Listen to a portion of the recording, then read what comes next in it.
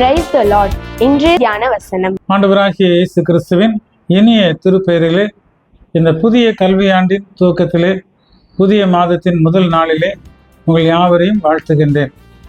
நெருக்கடியான உலகத்திலே வாழ்ந்து கொண்டிருக்கிறோம்.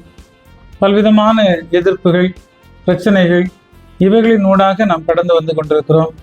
நம்பிக்கையற்ற நிலை, துரோகங்கள், இவைகளை அனுதினம் சந்தித்து கொண்டிருக்கிற நமக்கு இந்த புதிய கல்வி ஆண்டிலே நமக்கு உறுதுணையாக இருக்கக்கூடியவர் கர்த்தர், கடவுள் ஒருவரே.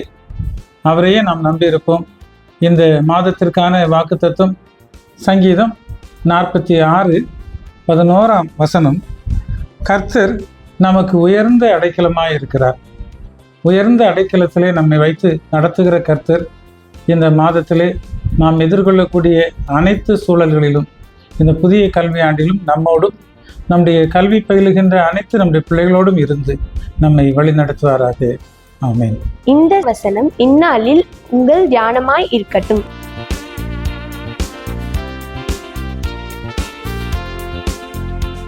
Jesus loves you.